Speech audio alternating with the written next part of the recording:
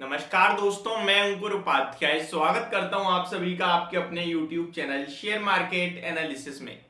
दोस्तों यहाँ पे मैं बात करूंगा आप सभी के साथ अमेरिका के बाजार में आज फिर से गिरावट आते हुए दिख रही है आपको। हालांकि थोड़ा संभल रहा है US market. Dow Jones around अभी 373 पॉइंट्स डाउन है, लेकिन अभी जो ट्रेड कर रहा है डाउ जोन्स वो 32,780 के लेवल्स पे ट्रेड कर रहा है।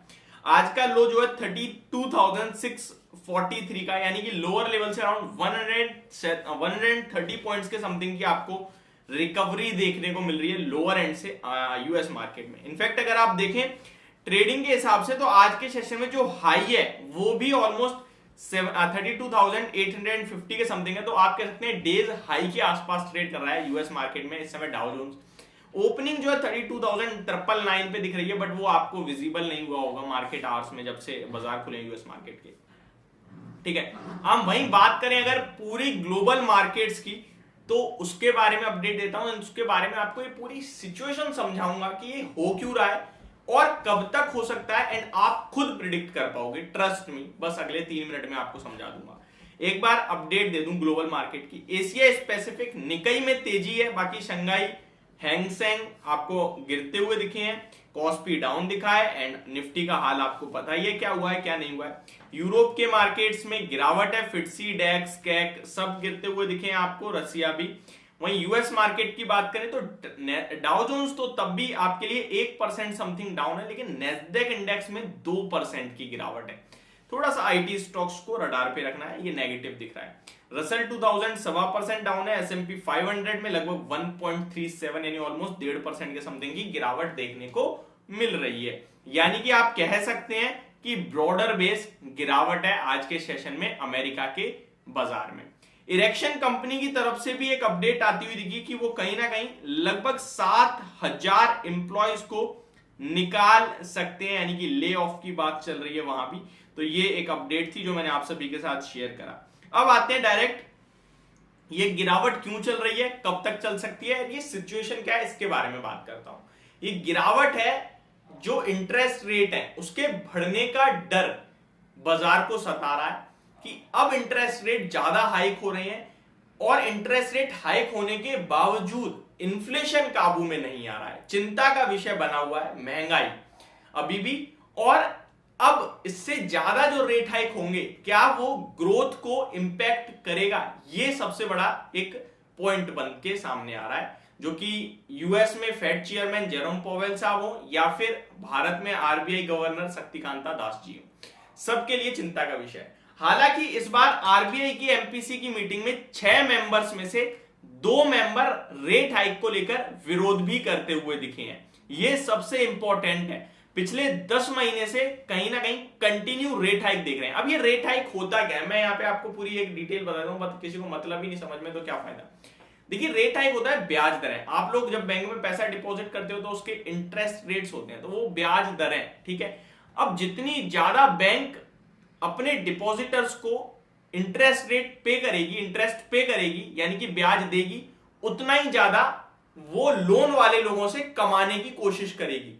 यानी एक तरफ जो डिपॉजिटर्स हैं उन्हें तो ब्याज बैंक ज्यादा दे रही है, लेकिन वहीं जो पैसा बांटती है बैंक, जो लोन देती है, फिर उन लोगों से पैसा ज्यादा लेगी भी, यानी कि लोन अमाउंट भी महंगा होगा। ठीक है। अब फॉर एग्जाम्पल बड़ी बड़ी इंडस्ट्रीज, बड़ी बड़ी कंपनी जो होती हैं वो बैंकों से पैसा लेती हैं एज अ लोन। अगर जब वो पैसा लेंगी तो उन्हें ज्यादा ब्याज पे करनी पड़ेगी। तो बहुत सारी कंपनीज ऐसी होती हैं जो पैसा लेना होता है वो टाल देती हैं because of higher interest rate, क्योंकि उन्हें लगता है कि हमें तो केपेक्स ही करना है, अभी ना करके थोड़े दिन बाद कर लेंगे, थोड़े महीने बाद कर लेंगे, या फिर नेक्स्ट ईयर कर लेंगे, इतने हायर इंटरेस्ट रेट पे हम नहीं करेंगे। तो ये क्या इंपैक्ट करा, अब कंपनी केपेक्स नहीं कर रही, दैट मींस कंपनी आगे नहीं बढ़ पा रही, ग्रोथ नहीं कर पाएगी और ज्यादा तेज। इससे क्या हुआ, ग्रोथ स्लो हो गई। ग्रोथ स्लो हुई है, दैट मींस सप्लाई कम हो गई, डिमांड कहीं कम हो जाएगी, डिमांड को कम कर दिया जाएगा। डिमांड कम क्यों हुई, क्योंकि उन्होंने हायर इंटरेस्ट देख के लोन लिया ही नहीं, तो डिमांड कम हो गई।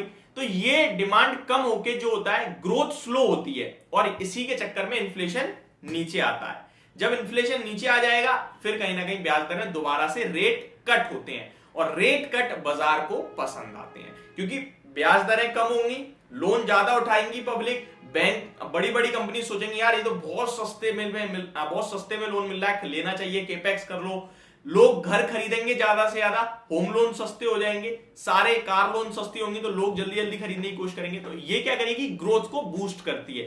तो ये पूरा एक साइकिल होता है, जब भी इन्फ्लेशन बढ़ेगा तब तब आपको रेट हाइक होते हुए दिखेंगे, जिससे कि डिमांड कम करी जाए और इन्फ्लेशन को काबू में लाया जाए। एक बार इन्फ्लेशन काबू में आ गया, फिर इकोनॉमी को बढ़ाने के लिए रेट कट करे जाएंगे ताकि ग्रोथ लौटे, वापस से मोमेंटम लौटे, एंड फिर वो दोबारा से इन्फ्लेशन कहीं ना कहीं पीक पे आ जाता है।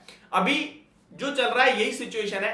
भारत कहीं ना कहीं अभी भी एक तरीके से देखें तो बेस्ट इकोनॉमी है कहीं ना कहीं, क्योंकि हमारे इंटरेस्ट रेट 6.50 पे, यानी कि ब्याज दरें 6.5% की है और इन्फ्लेशन 6.52% हो गया है।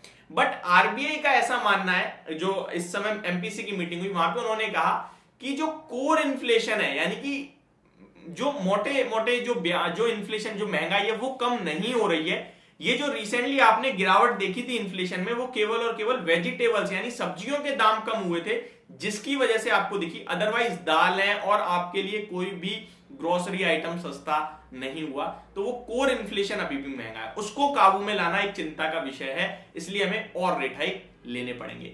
अब ऑलरेडी 6.5% पे भारत है, अब इससे ज्यादा रेट हाइक जितने होंगे उतना ज्यादा कहीं ना कहीं अब रिसेशन का या फिर स्लो डाउन का डर बनता जा रहा है बाजार में, जिसकी वजह से ये गिरावट आपको देखने को मिल रही है।